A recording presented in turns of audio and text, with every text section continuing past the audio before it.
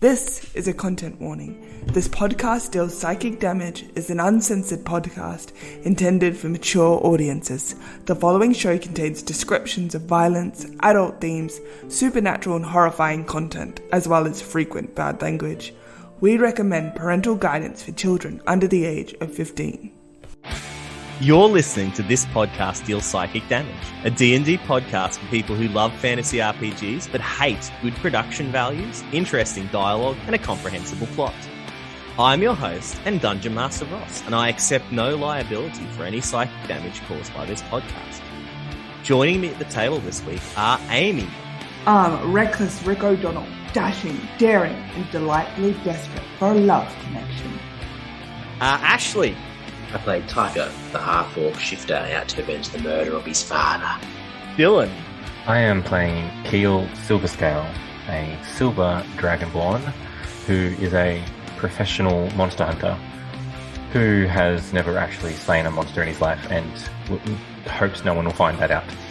And also Monash.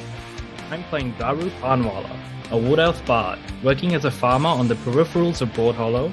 Daru specializes in growing medicinal herbs, flowers, and highly sought-after recreational smoking leaf. Daru enjoys entertaining the locals after a hard day's work with music and chill vibes. Cool, I'll give you guys a recap of last week. So we started with Keel's family funeral. His entire family died of scale rot, not an STD, despite the rumors. Yeah, Rick's mother. Don't do the voice, Dylan. Yes, we had Keel's family funeral. You guys went to the wake afterwards. Taika ended up in the tavern with Lucy, but he was somewhat distracted from his amorous pursuits by the arrival of two thuggish-looking fellows who were looking for Daru. They didn't find Daru because Daru, Reckless Rick, and Keel were all back over at the church, while Keel attempted to use his freezing breath on his dead family for some reason, turning them to corpsicles. Hey, it is a perfectly normal ritual. It made more sense when you were incinerating them. Like the freezing just makes no sense. That's because you don't know. You don't understand. You silver don't know dragons. me.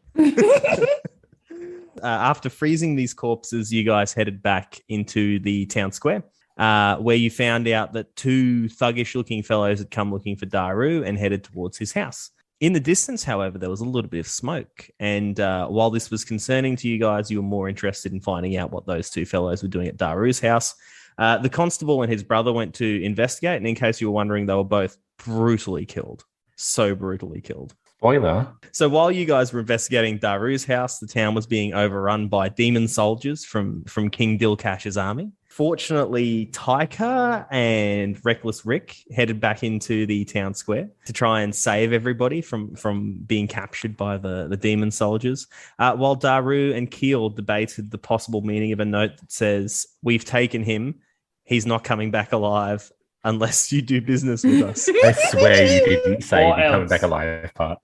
No, you said you're not getting him back unless you go into business with us. Yeah. Yes, thank you. That Or else seems... It was implied. It was implied. I feel like that is pretty explicit. I believe it was implied, but yeah. I thought it was implied too, darling. Okay, I've got a second character in a row who has a high intelligence who is not intelligent. Yes. Reckless Rick stepped up to try and save his mum from being brutally killed by Captain Shelby. I don't know if any of you guys remembered this, but Sergeant Shelby was the bridge guard that you guys met in the previous campaign. And we wowed him. Yeah, I thought when you first said it, I'm like, that rings a bell.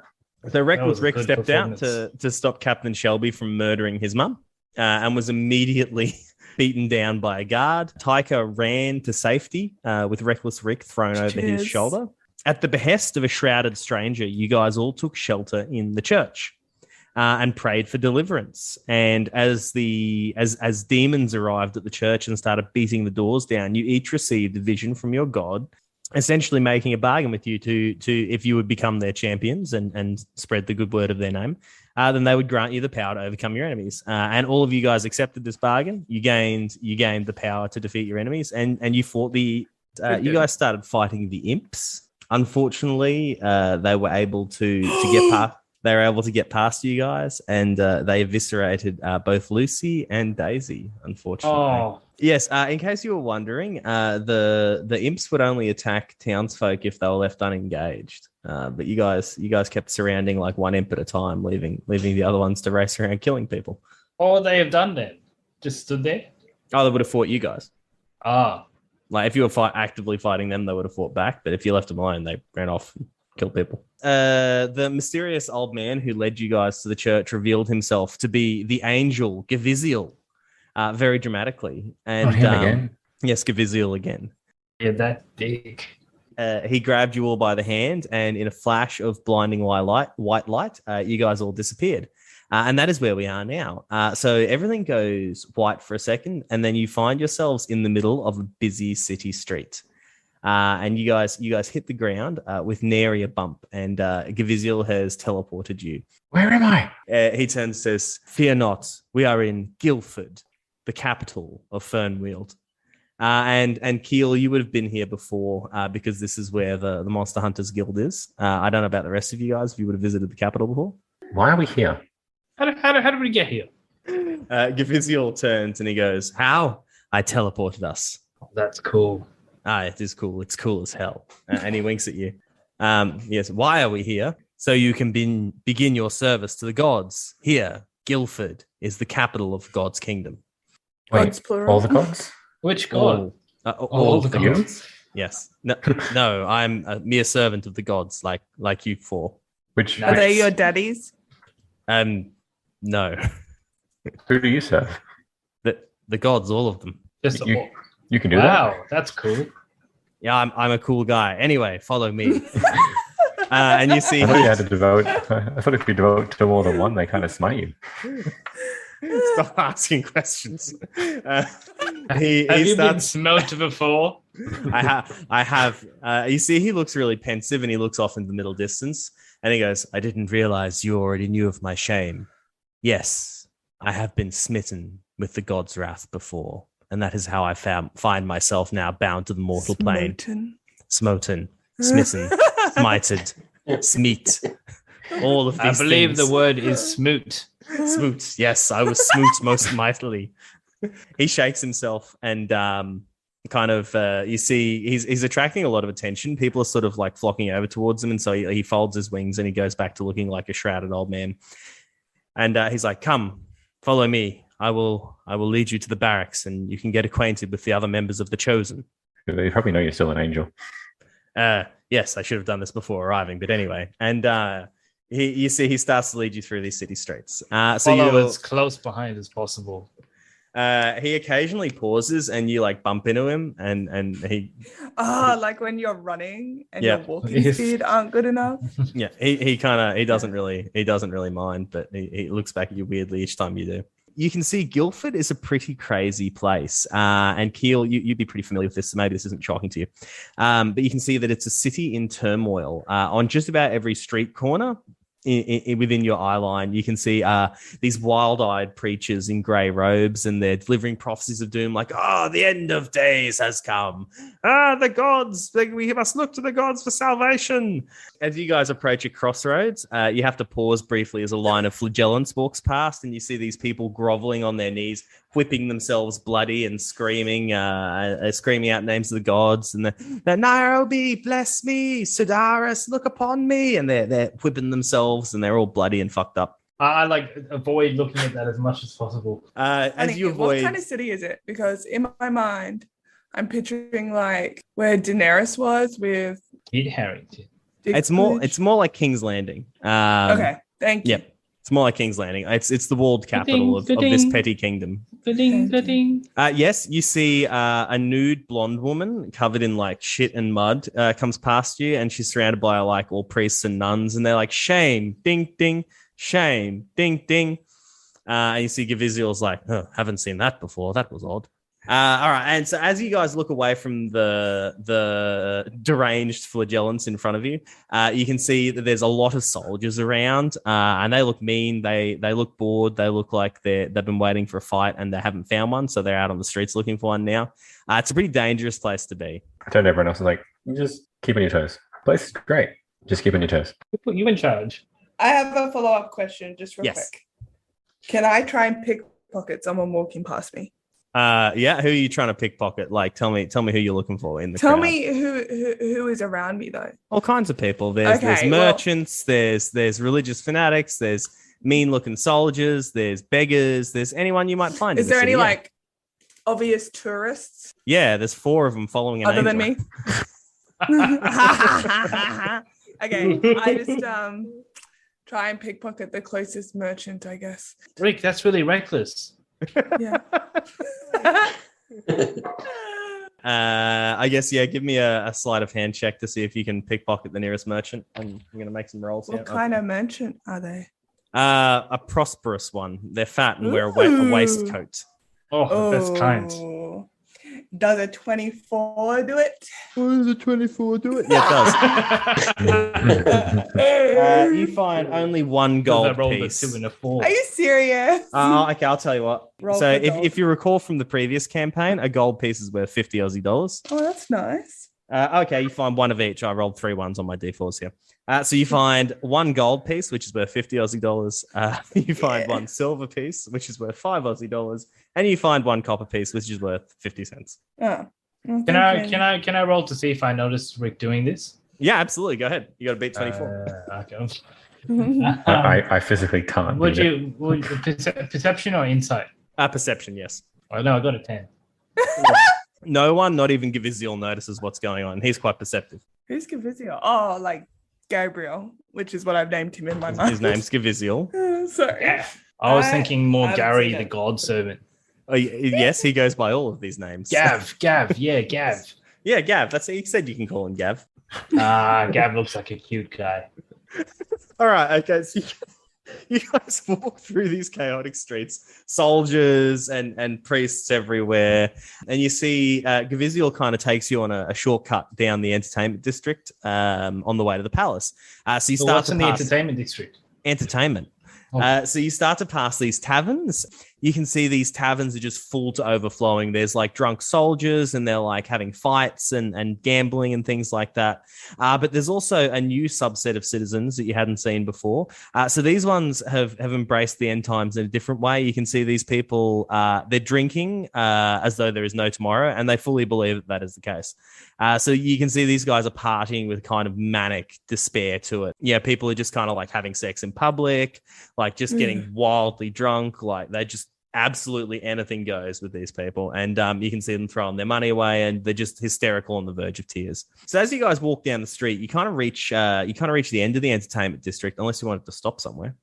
Where is the Hunters Guild from here? The Hunters Guild would be sort of off to one side. So it would delay your progress to the palace if you wanted to go there first. Rick has enough diseases. Like he has all the diseases that he wants. So he's not going to partake in the end of world festivities at this stage. Can I ask Gaviziel, what's happening over here? Yes. These citizens, they've fallen into a deep despair. They believe that the world is going to end and that they may as well do as much living as they can in what time they have left. They are experiencing a crisis of faith. Why do they believe the world will come to an end, like a total end? Because the demon princes are loose and they've come for us. All of us. Can we help them? Oh, yes, we can. And you 4, you'll help more than most. You see he sort of turns and starts walking towards the palace again. I just follow Gaviziel. There's a lot of pressure. All right. So you guys pass what appears to be a combined tavern and brothel on the very edge of the entertainment district there. And you can see it's equally as busy as all the rest of them. But then down the street, you can see this group of people. They're dressed in these ragged robes, and in the front of them, at the front there is this priest with an enormous beard. And you can see he's got a holy book in one hand, the Book of the 12. And you see he starts pointing at this tavern/brothel and screaming, "There they are! Get them! Get those heathens! They must repent! They must show the gods their good works! Who's Get he screaming them!" at? And he's pointing towards this tavern and brothel, and you can see that there's about 40 or 50 of these fanatics with him, and they just break into a run, and they start grabbing people out of this tavern/brothel. They start dragging them out in the streets and just beating the fuck out of them. You know, you can see like there's this hooker tries to escape out the window, and they drag her back down and throw her down into the street. Sorry, a sex worker, yes, tries to escape out the window, and she gets caught by her lacy lingerie and thrown into the street, and they just start kicking the hell out of her. Is this what it was like when I was there? Yeah, it was a little bit. I don't know how much time you spent frequenting brothels, but yeah. Yes, so as you continue to watch the scene, you see people from surrounding taverns start running into the brawl. You see these soldiers get in there, and they start fighting with the fanatics, and it just kind of devolves into basically a riot. Well, Rick is still really hurt from the imps, so... Gaviziel, why are you taking us through all of this chaos? So you can see the dire straits that we're in and understand the perilous nature of our position. And also, it's a shortcut. You don't have to walk as far. This is very disturbing. Are we safe? Hey, Gaviziel. Yes. Why couldn't we just teleport straight to where we were going? Because he's got a point. It's not as dramatic. You know, you don't get to experience the city. The shortcut. Don't question the way of the gods, Tycho. I mean, you've accurately pointed out. If we're going to be working for these gods, I feel that we should be questioned at the very least. I mean, yes, I could have teleported us exactly to where I needed to go, but you know what? I needed to, and he turns to like the nearest like hot dog cart or whatever. He's like, I need to pick up one of these, and he grabs a hot dog and he's like, thank you, my good man. And he gives him too much money. Appreciate some showmanship. Gaviziel, don't listen to them. And I like accentuate the plume in my hat. I give him a wink, like, yeah. I swear there was less fighting here last time. Is that hot dog safe? Has he been waiting? Can we have a hot dog? You know what? Yes, hot dogs for all. If you stop asking questions. And you see he buys 4 hot dogs. I just want to be clear with everyone. We're just allowing the ransacking of the brothel and tavern to go on. And not do anything. Apparently there were 40 people running in. Yeah, that's what I heard. Like 40 people. Like, it was like it feels like a war as opposed to a little brawl. It does look like fun though. Should we jump in? 5 minutes, in and out. Then we'll keep going. Gaviziel, are you going to help stop this, or do we just let it go? That is not my duty. Look. Okay, surely you're not completely neutral as a servant. Surely there's a hint of quote unquote goodness. I thought that's what angels were. I thought angels were good.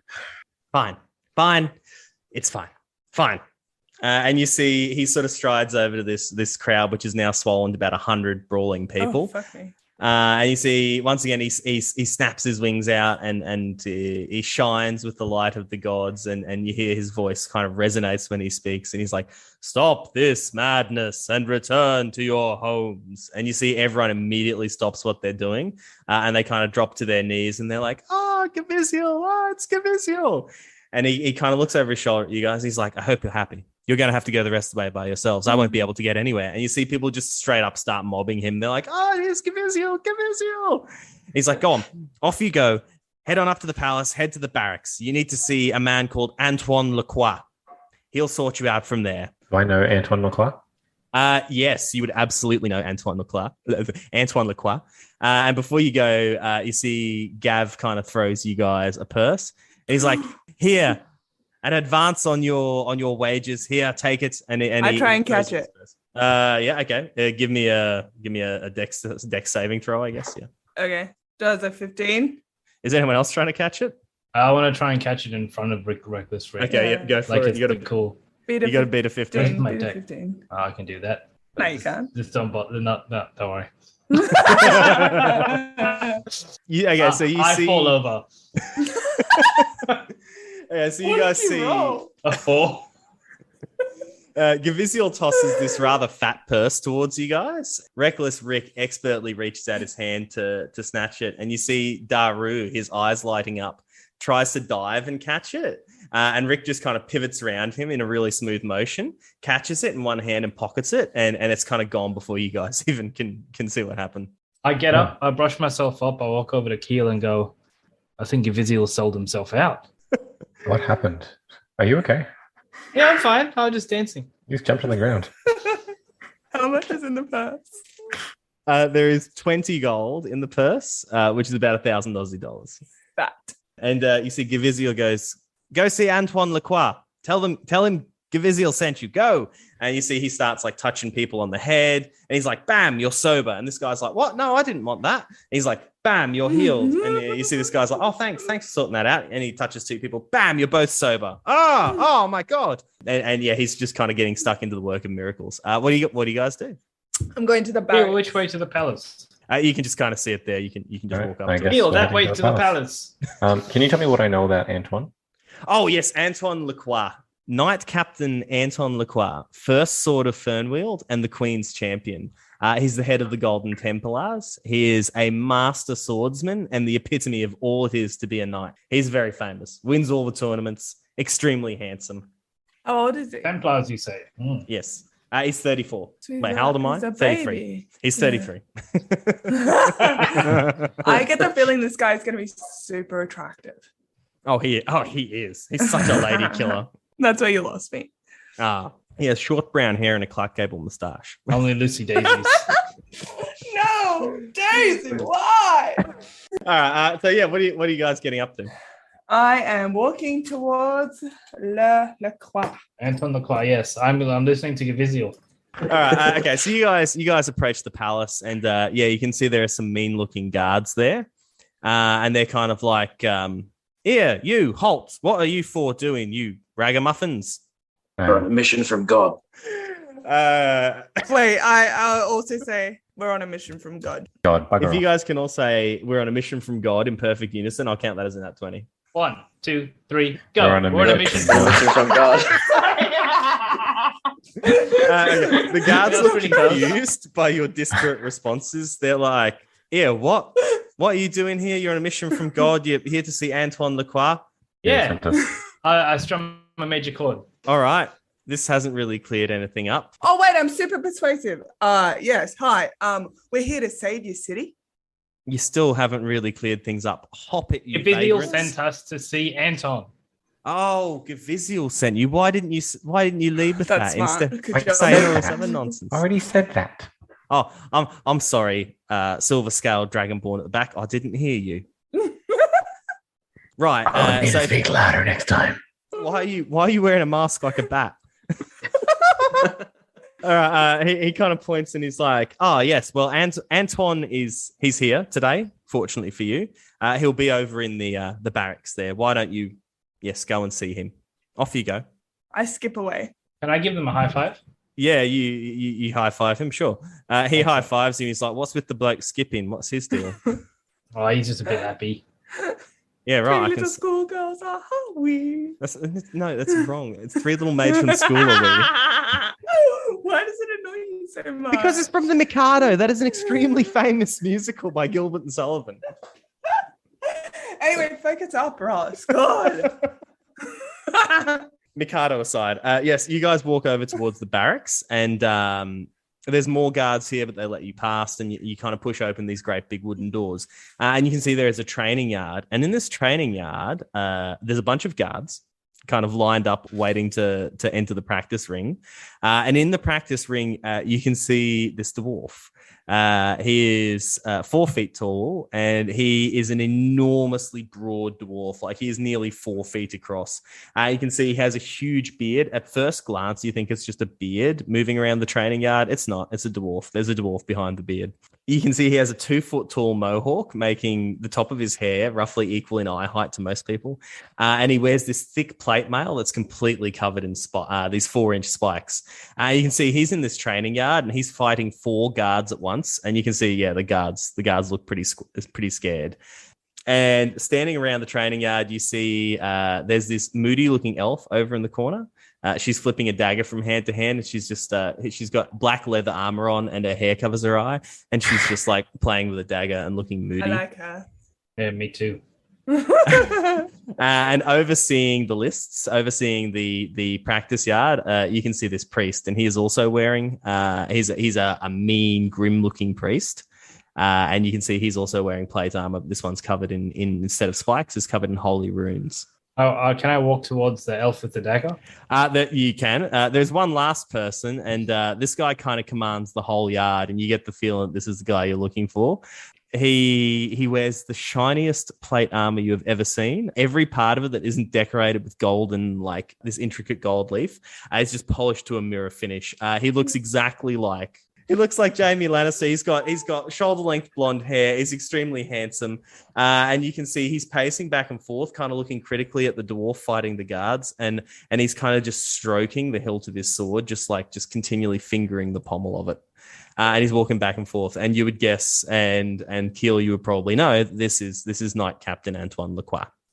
So you guys can see this going on. You can see the dwarf kicking the shit out of the guards. What do you guys get up to? I'm going to hand it straight up to Prince Antoine. Okay, so Daru, you wanted to hang out with this moody-looking elf. Yeah. Okay, Taika and Reckless Rick, what are you guys getting up to? I would like to introduce myself to the dwarf, then I guess. He's currently fighting in the lists. How are you going to do that? Well, I want to watch his fight. I want to bet some money on his fucking fight. All right. Okay. Yeah. How much money did that guy give us? He gave you 20 gold, which is like 1,000. Don't lose it all. No. All right, Taika, what are you getting up to? I'm gonna walk up to the ring where the dwarf is fighting and sort of lean against it and watch a bit. You want to make a bet? What kind of bet? 20 What's gold. the wager? 20. Do I look like I have 20 gold? All right. Let's find someone who does look like they have a certain amount of gold. I won't bet 20. Oh, not good enough for you, Reckless Rick. Whatever. There's a bunch of guards, I guess, and they're all kind of wincing every time the dwarf hits one of their compatriots. Okay, I swaddle up to them. Okay, you walk up to the nearest guard. It's this young, like, he looks like he's about 16 or 17. He's got all pimples on his face and an overlarge helmet, and his nose is just running like a tap. And he's like, "Oh, hi. You look like a man who knows what's what." Oh, you said I look like a man. That's the first time I ever heard that. I like you. Say we have a little wager. What do you propose? I propose 5 gold. 5 That gold? dwarf knocks him out in the next round. That's like half a week's wages. Oh, fuck. I don't know. Hang on. What did you say the conversion was? $50 to a gold. Yeah, that's a lot. Sorry. I propose 1 silver that the dwarf gets the guard in the next round. Okay, he kind of looks over to the practice yard, and you can see that there's already 3 unconscious guards on the ground, and there's only 1 left standing. And he goes, "No, I'm not taking that action. Look, he's already knocked out 3. And you see the dwarf, like, he just drops he has this big hammer.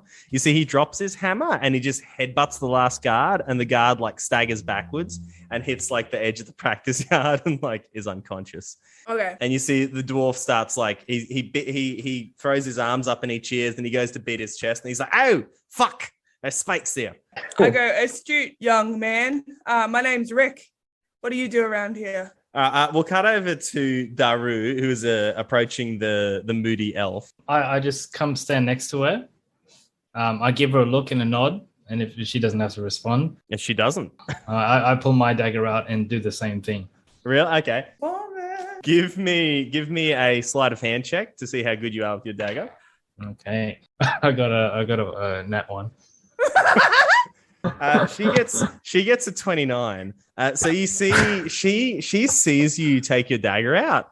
This corner of her mouth twitches like it might have almost been a smile. You see, she pulls out a second dagger. She flips them back and forth across her knuckles, switches hands, and then just starts to randomly juggle them. And you can't even follow it. It's that quick. So you pull out your own dagger, and you're like, "Watch this, babe." And then you immediately drop it, and it slices the toe off your boot, and now your toe and your holy sock is now exposed to the world, and everyone can see it, and it's embarrassing. That's a bit sad. I pick my dagger up clumsily and put it away and go, "Hey, can you teach me to do that? That's really cool." Smooth. That was smooth. Well done. I don't think you have what it takes to even stand in my presence. And you see she flips her hair so it's covering the other eye, and she pointedly looks over at the dwarf. All right, so we'll cut over to Keel, and you're approaching Antoine Lacroix. How do you approach him? Keel knows that this guy's quite intimidating, so he's standing up. "I'm ready. I'm a champion of the god. Hey, Keel. Oh no, wait. Antoine." You shout your own name, and everyone realizes that's what you've done, and they all cringe. And you see Antoine looks over at you and he's like, "Oh, are you here to clean the stables?" I assume not. Sorry. You Antoine. assume. Anyway, so we were back at home, and then I'm back at home, and there was a bit of a fight, and the demons came, and then Bored we tried to fight it. Bored now. Gaviziel said that we were here to see you. Oh, Gaviziel. Gaviziel sent you, did he? That washed up loser of an angel sent you, did he? Oh, and he's currently touching people's heads. Oh, I'll bet he is. Yes, that explains it all. So you're Gaviziel's latest bout of chosen, are you? Is there more than 4? More than 4? Well, you're looking at 4 chosen right here in front of you. And you see he gestures to the dwarf and the moody elf and the priest who's over at the lists. And you see the dwarf, he kind of ducks out between the ring ropes of the lists there. And he gets right up in your face there, Tycho. And he's like, "What, you see something you like, pretty boy? Hey? Come on then, let's have you. Eh? Oh, you want to go? You want to go? You want to go with me, do you? Get it. Hey. Do it. Can What are you, peg face? Can Tycho make a bit of a perception check to see whether he thinks he could take him? Yeah, go insight, yeah. 15.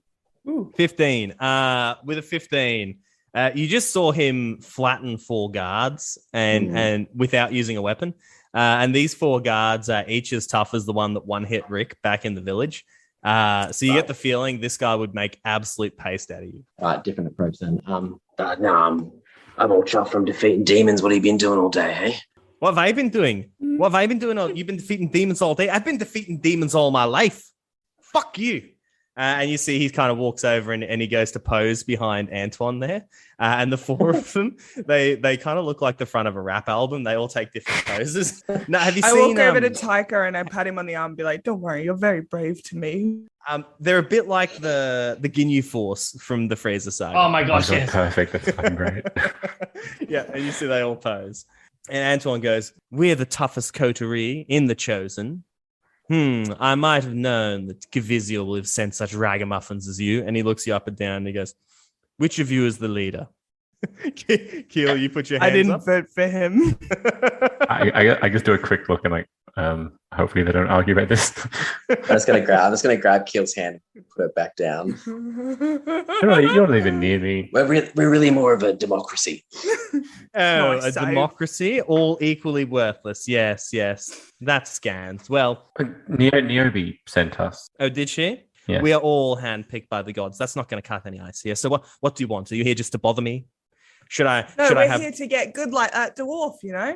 you want to fight Dirk? And he points at the dwarf. Hey, Dirk. No, I want Dirk to teach me how to fight. I'll tell you what the first step is. Be Okay. born into a dwarven mountain clan. You know what the second step is? Kill every orc you come across. And he gives another That look at seems you, Tycho. unnecessarily aggressive. We're all Is friends there- here. Is there another It's a bit way? much. Not that I know of. Nancy boy. Did you say that at me? Oh. Yeah, he does. He directs that to you. Oh, I'm. Oh. You're 4 foot wide armor. You're 2 foot wide, 2 foot tall hair. It seems like you're. So, Antoine, why are you here wasting your time with guards? Why not actually be No, chosen? I don't waste my time with guards. No, I'm just resting between missions. So why did Gav send you to me? Do you need somewhere to sleep, perhaps? A spot in the Yeah, barracks? definitely. He wasn't explicit as to why he sent us, but I'd really enjoy a kip. Oh, yes. Yeah. Well, I can certainly show you somewhere to rest. All you have to do is pay the accommodation fee. What's the accommodation fee? Rick's got us. Oh, for the 4 of you? 20 gold. I'll pay you 50 gold Rick, what the fuck? if you give me a chance at winning that sword. And you see he touches his sword and he looks so The one you've been offended. caressing. He looks so offended. Like a You've never sister. seen anyone look so offended. He's like, "You are not worthy to even gaze upon Bright Star." And you see he strokes along the scabbard. He's like, "The only way you're ever getting your hands on this sword is point first. Now pay me the 20 gold and I'll show you where you can sleep. Filth." I turned to my comrades and I'm like, I don't want to pay this motherfucker 20 gold. It's not even our gold. No, but seriously, do we want to pay him or do Well, we do want we to even like need- find our own Yeah, way? do we even need to stay here? Yeah, we could just, We could probably get a room at the brothel for like a gold. but like, let's not go to the brothel that was getting beat up. No, that's all Oh, good they now. went home. Gaviziel fixed them up. Yeah. Yeah, give you Oh, yeah. Let's just go there. nearest pub. Cool. Nearest pub. Yeah. So why did we come here? I don't know. Gav is on and on about his pretentious bullshit. Let's just get out of here. These guys are dicks. Yeah, we don't need to be around these Nancys. It's not, well, it's not the greatest place, but do you think we can head to the Hunters Guild? Yeah, let's go. Like, it's it not. beer? I mean, it's not always nice, but it's relatively easy shelter. I really want that sword. What did he call it? Bright Star. Nancy Okay. bitch. Fucking hell. Write that down. It is a fancy looking sword. It is the Under fanciest. character goals. I think I need Niobe. Just looking up in the sky. Are you actually And- praying? Are you actually praying to her? Well, I'm just yes. Oh, okay. Yeah, give me a religion check. All right, that's a 19 plus 5. That's 24. Hey, Yeah. what are you asking? What you get you get in touch with her. What are you asking? Niobe, is this the time to get training? Like, do I go back to the guild? Like, what do I do? I'm lost.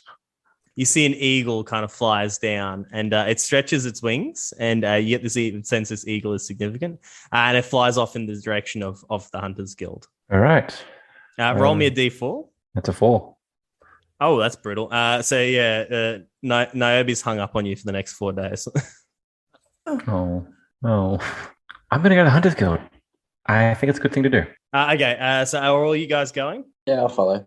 I'll happily follow Keel. I'm a bit pissed off. And you see Antoine's like, Because they called you a That's Nancy. exactly right. are you leaving now? You're going to go sleep in a stable somewhere like the animals you are? Bye-bye. Run along now, little doggy. I just Run walk, along now. I Bye-bye. walk, and you give them the ups as I walk. Okay. As I leave. Okay, wait. Can I use my cantrip Gus to give him a wedgie? Just to clarify, you would like to attack him with a spell. No, I guess not. So you guys hear a loud clank as though a dwarf in heavy armor had suddenly rushed forward and then been restrained by an equally heavily armored priest. I don't remember Antoine being this much of a dick. You've actually never met him before. You only know him by reputation. All famous people are dicks. Well, I guess so. I don't know. He just seems so Dick-like. really brave and honorable that. Oh, it's pretty simple. He's just threatened by us. Yeah, Yeah, that's obviously. We're what the it new is. kids on the block. We're the new chosen. We're better We're the looking. best of the best. Look at my plumage. Actually, Yeah, look at Rick's plumage. Oh, that plumage. Titillating. it does raise a question. He said, "How many chosen are there?" Yeah, we need to find Gaviziel. Well, I think there'd be as many chosen as there were gods, wouldn't there? It's only 12. Unless there are more. What if the chosen keep dying Yeah. and we've just been signed up to a suicide mission? Daru, you just Yeah. said unless there are more, right? Yep. Can you give me a religion or a history check? 20 total. You say that, and it kind of calls to mind kind of like a little secret piece of obscure knowledge to you. There is a minor heresy, like a subsect, a very old one, which talks about the 13th, the faceless god, the mad god, the hidden god. The 13th, the unlucky god, the evil god. Some people still worship 13. If you go to really, really old shrines, like really thousands of years old shrines, there are 13 altars, but that is not the case anymore. But that's, yeah, you remember there is a 13th god, or there was a 13th god. All right, the guild is that way. All right, so we make our way to the guild. Okay, Sounds so good. you guys pass through the streets once again. You head over towards the Monster Hunters Guild. So this is like the guild part of town, and it's a little bit more orderly. You got the Merchants Guild, the Craftsman's Guild. You've got the Monster Hunters Guild. All the various tradespeople, and they keep the streets fairly clean and orderly. And unless you have business with the guilds, you don't go there. So it's not as chaotic as the entertainment district. Keel, you lead everybody over to the Monster Hunters Guild. It's an unimpressively small building. It's only one story, and it's kind of a dingy looking place that looks like 99% of the time it's closed or there's no one there. Memories. The shutters are open, and it looks like a post office in a town that gets no post whatsoever. Does it have any signage? It just says Monster Hunters Inc. out the front. Okay, I just walk up to the window and peer in. Okay, You you don't can see. knock. Oh no, it's closed. I'm just looking through to see if anyone's inside. You said it was open. It's open now. Ah. Yes, it's You're just looking in on closed. them. You're just like, oh, I still have a look. Just out of I guess curiosity. I've look at never been our- to a Monster Hunters Guild. Daru, we're about to go in. You see this wizened old dude sitting at a desk. He's writing something, and that's all you can see through the extremely dusty window. Is that old dude a hunter? There's a couple of them. Cool. I knock on the door and then open. Okay, so you kind of walk into the reception and you see this guy. God, what's his name? His name is Lothar. So this is Lothar the Legendary. He's one of the most famous hunters the Monster Hunters Guild has ever turned out. And so he sits there on his stool with his one arm and no other limbs, and his one quote unquote good eye, over which he has a thick monocle because the acid that took his left eye also partially blinded his right eye. So he's extremely short sighted. And you see him, he's propped there on the stool and he's writing in a ledger. And he's like, "Hey, what? Is that Keel? Ah." It's What are you Keel. doing? I'm just gonna lean over to Keel and say, "Hey, Keel, are you sure about this career choice, mate?" And you see Lothar the Legendary is like, "It's a good career. Nothing wrong with my ears, young man." Nothing wrong indeed. Fuck. Okay. Who said that? I turn back to Tyker. I'm like, don't backchat him. He will hurt you. I'm sorry. With what? I'll be quiet. There's a few things. Well, Keel, what are you doing here? Is the funeral over already? I wasn't expecting you for some days. They're at rest. But the town was attacked by demons and Niobe. I don't know who else blessed them, but we were sent as chosen. Yeah, so I'm a God's champion now, I guess.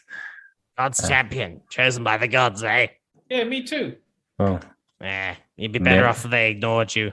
The only people more miserable than the ones the gods neglect are the ones the gods take an interest in. Take it from me. Pretty sure that was written in the Iliad, but okay. It was indeed written in the Iliad. I've stolen those Stealer. words. Thief. Lothar, I don't know if you think I'm ready yet, but I would like to ask for one, if we can stay, and if I can. Am I ready to learn the mutagens? Well, as to your first question, I'm the only one here. Everyone else is out on a hunt. So if you can find a bed, you can sleep in it. I don't give a shit. Keel, shouldn't we be focusing on our mission from the gods before you focus on your personal career? We need somewhere to sleep. As for your second question, are you ready to learn the mutagens? I don't give a shit. If it kills you, it kills you. If it doesn't, good for you. Off you go. Go learn the mutagens. Do the thing. Heal that whatever that is. That doesn't sound good. It's not.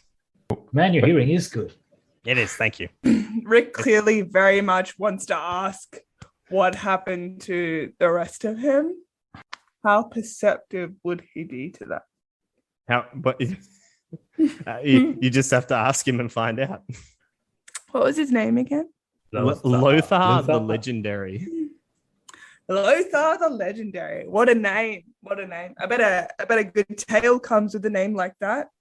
Yes, it does. Get a share. I pull out a flask and offer him some. He takes your flask and he drinks every drop of it, and he gives it back to you. All right. And then Thanks. he reaches under the kind of counter he's sitting at, and he pulls out a book, and it's this dusty book, and you can see it's got it's like one of those Pulp Fiction covers. It's like a really muscular, what was his name? The most beautiful man in the cosmos. What was that bloke's name? Fabio. It's got like a Fabio looking dude on it, and he's like embracing some woman, and he's all like muscular and shit. Is her titty out? Her titty is out. And you see he's like, "Here, my biography." And he kind of like haphazardly scribbles on it. There, signed copy. Oh, awesome. I take it. Will he give us the highlights in person? It'd be such an honor. You can... The highlights in person.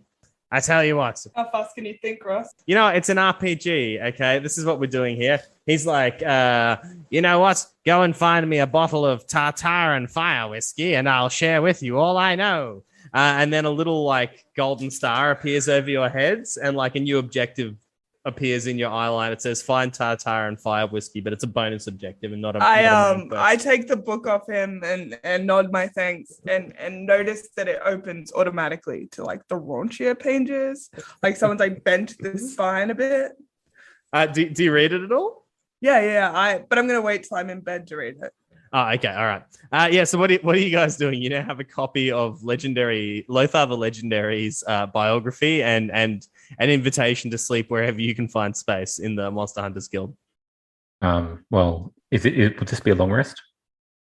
Yeah, if you guys want to put your heads down for a long rest, absolutely. Yes, please. Sort of. Well, in terms of a long rest, I would want to be I would want to be learning the mutagens and basically just like sculling them. Okay. And then basically when I'm finished, I would know 4 formulas and I would be able to prepare 1 formula per short rest. That's mechanically how it works. Okay, yes, you do that while Lothar the Legendary laughs uproariously at the concept of you poisoning yourself. You did this at one point. I did, but that was a long time ago. First I gave a shit, then I became disillusioned, then I gave a shit again, then I became disillusioned and remained so.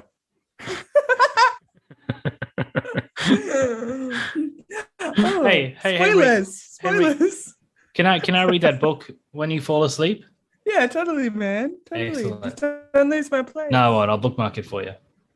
Yeah, you guys have a long rest other than Keel. Yay. Yeah, so I only have to meditate for 4 hours to get a long rest.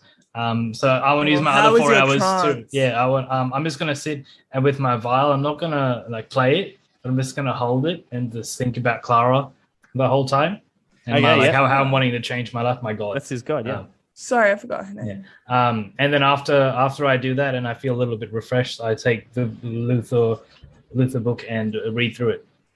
It's open to a very dirty page. You have a flip through Luther the Legendary's biography. Somehow it reads less like the biography of a legendary monster hunter and more like hardcore erotica. So the monster hunting scenes are quite brief and sparse in their details, but what is clearly made up romance subplots described in excruciating and sometimes biologically improbable detail. Are they so unbelievable that I think it's fake or? No, you believe it. Give me an insight. 20 total. No, you see straight. You mean Daru? You're a man of the world. You understand how these things go. You can see through it. Oh, okay. Rick can't. It's a good read. All right, Keel. So you gain the ability to do mutagens or something like that. I have no idea how your class works. I don't know what that is. That's cool. But yeah, and then before I finally die, I guess smoke Daru's joint. Oh, thank God! It'll be so worth it. Daru, what did you give him? Some chewing tobacco. Okay, and it's rolled and wrapped around like some sort of like herbs and spices to give it a bit of like extra oomph. Okay, I will say, Daru, can you give me, I guess, a nature check for your drug preparation skills? And if you're not proficient, you can add your proficiency bonus. Okay. Not medicine. Or medicine, yeah. Okay, nature or medicine, either or. Okay. And Keel, can you give me a con save against his ability? So it's your ability to resist drugs versus his ability to make drugs. Okay, I'm gonna let you say what you got first. That's unfortunate. Man, use different dice, Monash. That is a 17. I got 23. Okay, Keel, you have just like pounded a whole bunch of these deadly mutagen cocktails, and the experience has left you like you've got cold sweats and things like that. And for some reason, you think now is a great time to take hardcore drugs. You're like, oh man, my constitution's really been put through the ringer. You know what would go well with these cocktails of chemicals? More cocktails of chemicals. I'm relaxing, natural. So you finish up your mutagen bender with the mysterious chewing drug, and it knocks you on your ass, man. With a 23, Daru has cooked up some seriously good shit, and you're pretty much comatose for the remainder of your long rest. I guess sit there going, you're like shaking, I guess thinking about mum. Oh, stop thinking of dreams about me. Oh, that's so sad. Yes, you vividly hallucinate your dead family. So yes, all you guys, as you fall asleep, kind of, I guess you would all be thinking about your families. You know, I'm kidnapped Sharab, I Taika, always think about Sharab. your dead mum, Reckless Rick, your living mum that you left behind in the ruined village, and Keel, your dead family. All right, you guys wake up way too early. With Gaviziel, you're all sleeping in various pallets and cots around the Monster Hunters Guild, and you wake up with Gaviziel like just freaking the fuck out. He's like, "What are you doing? What are you doing? Why have you been sleeping here? What are you doing in the Monster Hunters Guild? What?" You left us behind. We got confused, and I'm there's a still book comatose. here. You were supposed to sleep in the barracks. I've been looking for you all day. That was Yeah, too no, expensive. Anton was trying to charge us 20 gold for it, so we just bailed. What? You're chosen champions of the gods. You don't pay for accommodation. That's insane. Also, he That's was what I weirdly thought. attached to his sword, like incestuously. So And she means his actual sword. I see. Well, at least you didn't fall for his trick. That was pretty devious, I thought. Come on. You're late. You have a meeting with Doric. Doric, he sounds cool. Yes, Doric. He's the Queen's spy master. Took over from his brother Thoric. is he going to be a cunt too? Come on. You know, there's no time to walk for dramatic purposes. I'll take you there. And he grabs all of your hands and teleports you. And Just before he teleports us, I quickly grab my vial because he didn't let me run in time. I'm still partly comatose. I'm like, okay. okay, Keel, you kind of fall comatose, but the rest of you guys land on your feet, and you're standing in this thickly carpeted office. This is a very opulent space. So there are these bookshelves with these leather-bound books on it. Really thick carpet underfoot. There is this huge, altogether too big desk. You know what I mean? Like it's the size of like a king-size bed. It's too big. No one needs that much space. You can't even reach across it. It's impractical. And behind table. it, it's like a pool table. And behind it, you can see this dour-looking dwarf. He looks like a switched-on dude. He doesn't give you the impression of a warrior. You get the feeling that he's a merchant, but he's a good merchant. If you tried to negotiate with him, you'd be coming off second best. He's a pretty acute-looking dwarf. And you see you guys kind of appear in his study, and he doesn't even flick an eyebrow. He's like, Gaviziel, I expected these ones hours ago. And Gaviziel's like, my apologies, Stark. They were unfortunately and unavoidably delayed. And you see Doric's kind of like, see that this does not happen again. You may leave now, Gaviziel. And you see, Help me up. I'm stuck.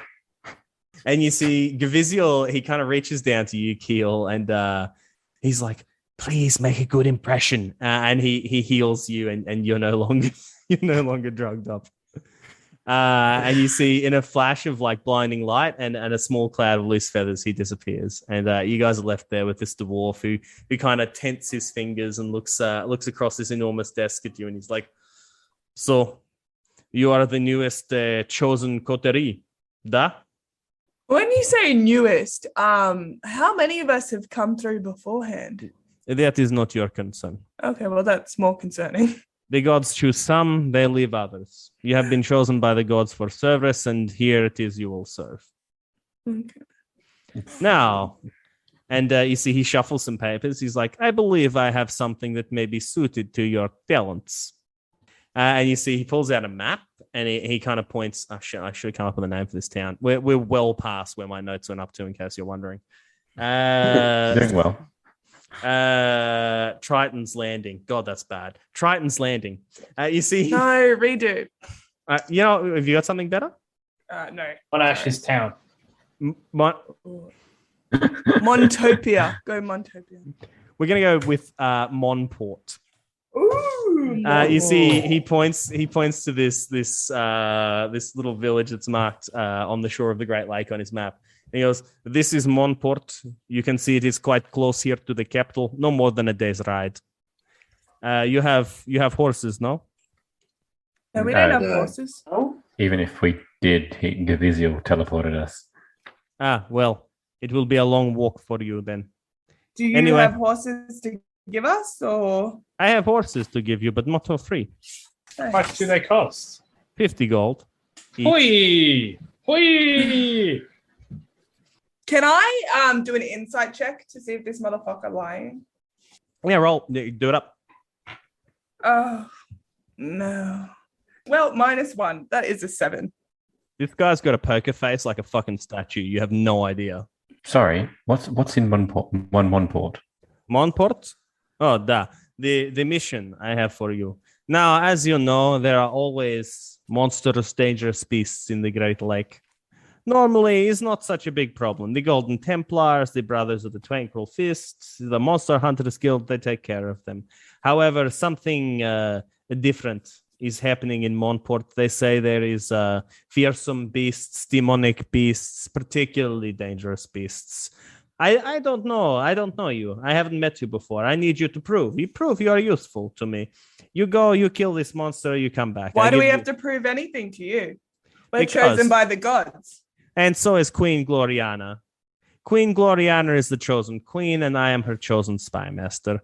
You may either toe the line with me, or you can go back to bumfuck nowhere and plow the fields. What do you want to do? I'm trying, guys. I don't know. Well, Niobe said I had to hunt. So there are plenty of places to hunt, but only here. Here with the queen, that is where the best hunt. And if you want to hunt with the best, you need to be the best. And what happens after we prove to you that we're worthy? Oh, after you prove you are worthy, then maybe I have more interesting job for you. I don't know. I am spy master. Things happen. I need someone to solve this issue for me. It seems to me like you are the good people to do this. Do you think we're the people to do it? No, I just said that. Why don't you not listen? I said this is a thing for you to do. Okay, well, can you give us anything to help? Yeah. What? I can send you there. Go, walk, get there. Any further information?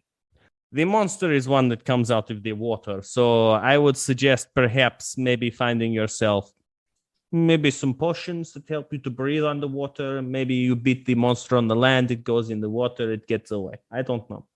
Right. Prepare yourselves for some sort of aquatic encounter, would be my advice. Right. Noted. Right. My level 1 ability, Hunter's Bane, gives me advantage on intelligence checks to track or recall knowledge on fae, fiends, or undead. Can I recall knowledge if I know much about a fiend that lives in the water, that traverses water?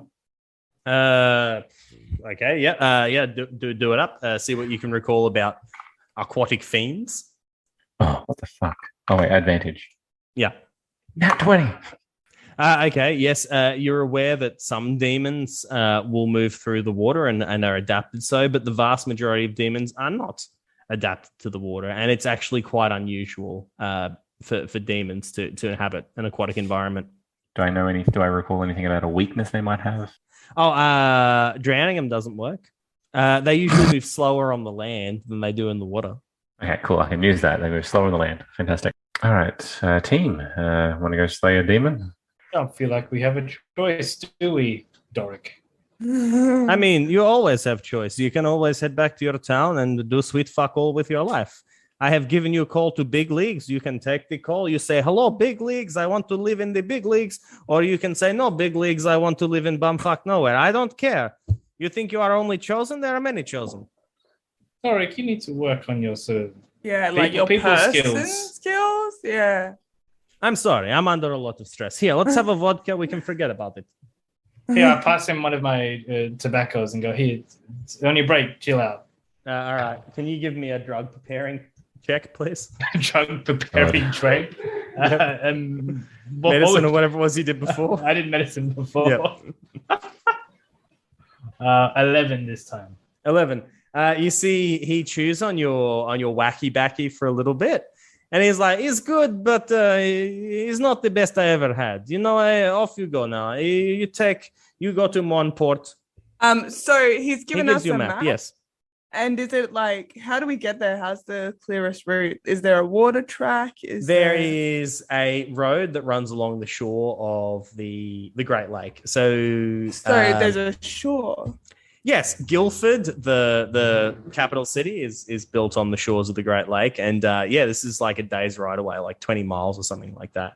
It's really close to the capital. But I could hire a boat. Yeah, you could hire a boat, I guess. Yeah. Would that get us there faster? It would get you than there walking? so much faster than walking. Let's get a boat. Wow, that sounds cool. I've never been on a boat. Boats. Sure, we can't get a horse. I guess. Horses I'm seem a expensive. swashbuckling person. I want a boat. I'm sure Tyker's going to want one as well, wouldn't he? Yeah, I love a boat. Well, I guess I'm outvoted here. If we can afford it. All right. Don't you worry about Can we money, stock up on little some sweetheart. rations too? Yeah. Yeah. You guys can go for a shopping spree in town if you'd like. Yeah, absolutely. Oh, definitely. no. Can we not get like food and stuff from the barracks that they give to the champions? Yeah, you could draw on the barracks if you wanted to head back over there. Yeah. What would you guys like to do? I'm going to go try and find a ship at the docks. Okay. I'll try and find us some rations at the barracks. All right, I'll yeah, go with Daru to get some rations. Sure. I go with Rick to find a ship. Okay, so Rick and Tyker, you guys head down to the docks to try and secure passage on a ship. And Daru and Keel, you guys head over to the barracks. So Tyker and Rick, you guys kind of head down to where you guess the shore would be. And you can see there's a whole bunch of ships. There's merchant ships. There's more warships than you remember being there. Yeah, you can see any number of boats. Which one are you what are you looking for? Something quick. Okay, something quick looking. I go for something quick looking. You see a pretty quick looking. It's got both oars and lateen sails. It's you How many recognize oars does it have? only 8 aside, but you recognize So we would it. need 8 people. I mean, if there was no crew on it, yes. But Rick, you recognize this as a smuggler's cutter. Oh, I want that one. Okay, you approach the smuggler's cutter. It's parked. It's moored at the very end of the quay, kind of trying to escape everyone's notice there. Yeah, give me a luck check, Rick, as you approach this boat. 15. You recognize this boat. This is the Harpy's Handmaiden, and you know her captain. What's the captain's name? Captain Johnson. I walk up to him and I'm like, "Oi, Johnson!" And you see this guy kind of. Wait, do we have a good relationship? It's too late now. He kind of pokes his head out and he's like, "Hey, who's calling me? Oh shit, Reckless Rick O'Donnell." It is me in the flesh. Give me another luck check to see what kind of relation with disadvantage, because you're in the habit of gambling with your friends. Okay, it's 12. Rick, you son of a bitch! You're lucky you paid me that money, or I wouldn't let you near my boat. Oh, you know you love me, mate. Speaking of boats, Yeah, I have a fortuitous adventure for you, mate. fortuitous adventure, nothing. I hope you got some gold for me, buddy. I have gold. I know where we can get more gold. Oh, no. Give me a persuasion check with disadvantage. She's heard this kind of pitch from you before. Okay. That was a nat 1 or a nat 2. It didn't go well. So that's a 7, I think. Oh, no, Rick. I've heard this before, huh? Yeah? You don't pay me up front. It's just, hey, there's lots of opportunities to get paid through the job. No, I want to see the color of your money up front, Rick. Can't argue with that. Where are we going? Sorry, Monash land? It was Monport, but yes, Monport in the Duchy of Monash land. How much would it cost us to get to Monport and Quick Smart? Oh, yeah, Monport. I don't know, 2 gold a person, maybe. Just down the coast, not very far. Yeah. I could have you That there seems before fair. lunchtime. That seems fair. I'm happy with that. Tycho? It seems reasonable. I also have some literature I want to share with you, Johnson. Really changed my life. Hey, you got some literature? I like literature. You're going to like this, yeah? Are you sure? What are you giving him? I show him the pages in the book. Is it a picture book? Yeah, there's illustrations. Did you know they could bend like that? Like they're inexpertly drawn, except in the middle, in the focus, sort of the pictures. So like right out near the people in the pictures, right out near their fingers and toes, it's pretty bad. You can see sometimes they got 4 fingers and sometimes they forget to draw a hand. It's just a mitten looking thing. But then as you get closer and closer to the groins, the detail just improves drastically until it's exquisite. photorealistic from the navel to the knees. I've highlighted my favorite passages. Hey, this is some hot stuff there. Reckless Rick. Hey, wow, Rick O'Donnell, man, I can't believe you got into the literature world. Hey, can I make some copies of this? What's it worth to you? I tell you what, I'll give you free passage to Monport if you let me make unlimited copies of this. Go for it, mate. Just put the old RR down the bottom so people knows it comes from Reckless Rick O'Donnell. Oh yeah, no, I'll definitely be putting it there. Absolutely. And you see, he kind of draws a stylized RR. And Taika, now that you come to think about it, you've seen that stylized RR before, just graffitied on random objects, just everywhere. You've seen that little symbol before. Do I recognize it as my symbol? Yeah, you reckon? Yeah, you're the one who put it there. Absolutely, yeah. Oh, so I just go ahead and graffiti stuff? Yeah, oh yeah, all the time.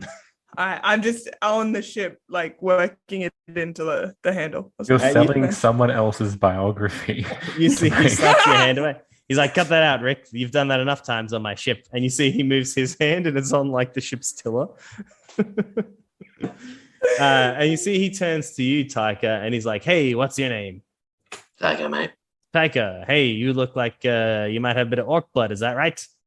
Yeah, that is right.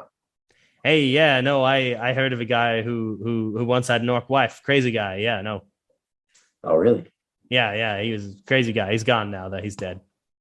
What happened to him? Oh, I'm not sure. He disappeared on a trading voyage, but never came back. Don't know what happened to him. Yeah, nice guy. His name was Captain John Marco. Yeah, cool guy. So obviously, I think I would recognize that name immediately. I'll just kind of lean in a little bit, and I'll just tell him that I'd appreciate any information you had on John Marco. I'd be willing to pay for it. Oh, John Marco. Well, hey, I couldn't take your money, guy. I don't really know a lot about him, but if you track down some members of his old crew, I think they'd be able to tell you more about him. Do you have any leads? I believe it was the Ace High was the name of his ship. I remember something about there being a cabin boy who got out of the game, but can't remember their name. No, can't remember their name. I'll just flick him a silver. He catches it expertly and puts it in his pocket. Reckless Rick, can you give me a history check? No. Yeah, hang on. Quaint 14, DM. Okay. You remember a factoid that I'll tell you later. I'm excited. All right. So we cut over to Daru and Keel, and you guys are kind of heading over towards the barracks. What are you guys getting up to? Just walking straight to the barracks and trying to requisition some supplies? That's my plan. Right in, right out. Gonna avoid the notice of Antoine. Antoine Leclerc. All right, you guys head over towards the barracks, and you can see there is a different set of guards on duty, and this guy's all like, "Hey, you halt at once!" What? What? You can't just walk into the barracks here. This is for soldiers only. You fool, we're on a mission, and I'm really pissed off. Let us through right now. Are you trying to intimidate him? Only a little bit. Okay. All right. Give me an intimidation check to see. 20 total. Oh, damn. Okay. He goes, "Oh, sorry, sir. Sorry to stand in your way. At once. Yes, please. What supplies are you after?" Rations and... We need some rope. Traveling supplies. Okay. So you're going on a journey and you're doing what with rope exactly? Demons. Hunting demons. You're doing demons with a rope? You know what? It's none of my business. It's none of my business. And he kind of takes you to the storeroom. Damn right, it's none of your business. He kind of introduces you to the quartermaster. He's this big fat dude, and you can see he's got a peg leg. Like many soldiers who lose their legs, he's got a cushy job as a quartermaster where he can steal stuff and make a good living. And his name is Sergeant Colin. He's like, "Yeah, hello, I'm Sergeant Colin. What are you after?" Hello, Sergeant Colin. Hello. Gaviziel sent us. We need supplies. Gaviziel sent you. Yes, you'll be the new chosen coterie. Of course, That's correct. Course. Well, anything you want, you can have free of charge, including accommodation. Thank you, Sergeant. Thank you, Sergeant. Quick question. What's your opinion on the other chosen, particularly the Antoine kind? Oh, Sir Antoine, he gets the job done. Okay. Can we get to see everything, or do we need to be directed to where stuff is? I mean, you just kind of ask him stuff, and he'll tell you whether or not it's there. But it's pretty well equipped. This is the Queen's Armory or the Queen's Supply Depot. Yeah, you can probably find anything you need, really. Okay. All right. We need some nets. We need some rope. We need rations. We need water skins. Hold up. What do you need nets for? Catching demons. Well, I actually don't have nets. They're not a standard piece of a soldier's equipment, so I don't have those. What do you mean combat nets? Perfectly useful. God damn it. Only. But rope and water, yes, you can have that. How many rations can I take? Like how much feasible? Like That being weird. because I'm collecting it for other guys as well. That's why it's not just for me now. Well, I mean, 40 days worth of rations. Yeah, are you trying to carry as much food as you're physically capable of? Because I don't know enough for like 2 days for each of us. I mean, Kill can probably hold his own. Okay, so like you'd probably consume a kilo or maybe 1.5 kilos of food and water per day, something of that kidney. So yeah, you could easily carry 6. Yeah, you could totally carry heaps. Yeah. Okay, cool. Okay, I haven't got rations for you, Keel. Right. You're right here, so I figured you can carry. What about Tiger and? I've got their food. Oh, okay. It looks like okay, sure. I'm a stand-up guy. So I'm gonna go grab a bag. Are there any like weapons in here we can pick up? Any that would be different to what? Are there any caltrops? Yes, there's huge bags of caltrops. Yes. Would you like some? You can have some caltrops. Do you guys? Would I think of grabbing you guys anything else? Was there anything else in particular you guys were after, or just supplies, rope, and a crossbow? Is there a wetsuit? No. Is there other armor in here? Yeah, I mean, if you'd like to requisition some armor, what are you after? Not armor that is not leather, like good armor. He has some cheap chainmail. Let's see. Then I'm okay. Oh, and do I have a shield? He has many shields of varying sizes and quality. I'll pick up a shield that best suits my size. Okay. And color.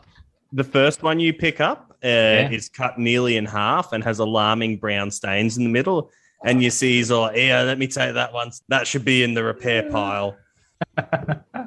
And he gives you a different one that's only slightly better. Excellent.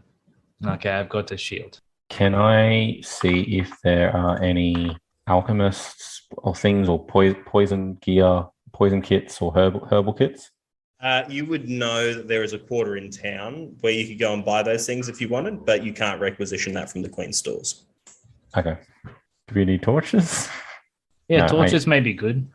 I'm going to grab supplies, a couple bags, some bedrolls, and rope, and just chug this stuff down. So what do you actually have on you? You have 4 sleeping bags? 4 sleeping bags, nice. Why do you have 4? There's 4 of us. I have a bedroll. Okay. Well, I guess we only need 3. I'm a nice person. So 3 sleeping bags, X amount of days of rations.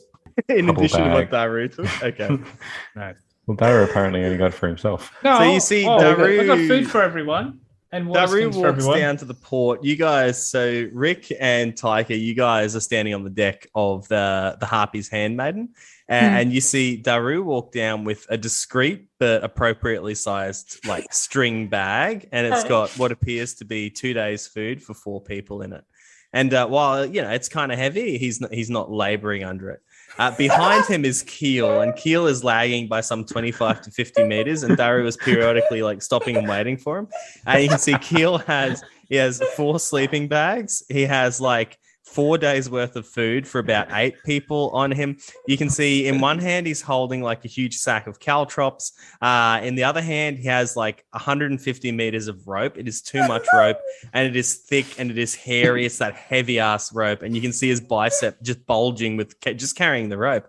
And you can see he's got like 2 tents kind of crossed over his back, and he's like lumbering from side to side with all this kind of gear. And you can see he's a dragon, so he's not going red in the face, but you can see his like forked tongue is hanging out.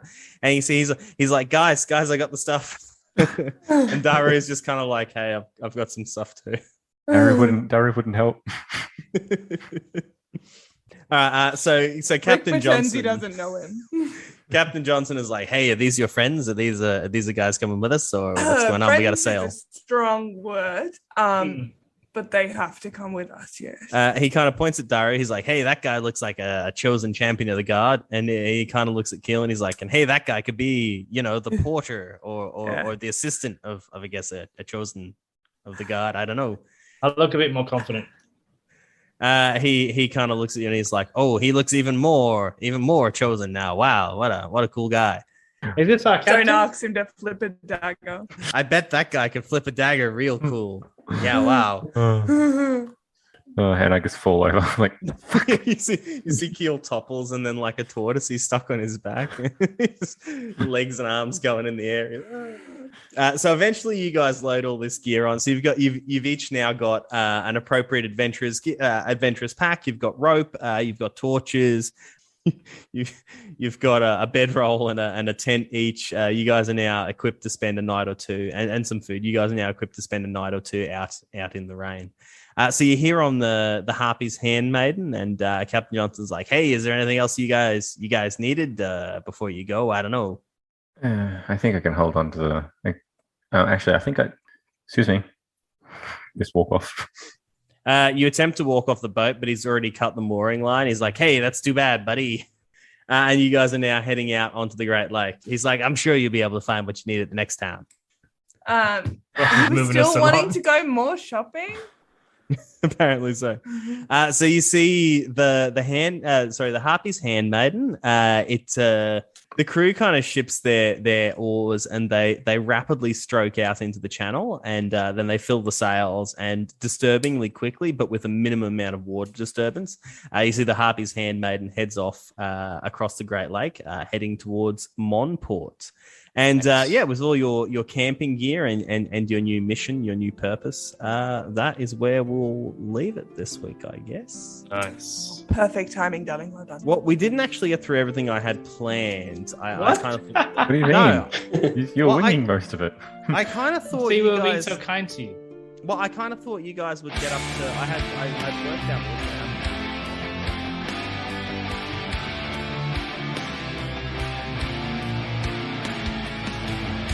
Thank you for listening to our second episode. I always enjoy our roleplay heavy sessions. My notes were pretty sparse, so a lot of what happened in this session was improvised. The players really gave it to me for Gaviziel's choice to walk through the city rather than teleport straight there, didn't they? All of our music in this episode is provided under a Creative Commons license by the extremely talented Alexander Nakarada. You can find links to his work in the show notes. If you enjoyed this episode, be sure to follow us or leave a review. We have more exciting episodes coming up. What will the players find when they get to Monport? Be sure to tune in next time to find out.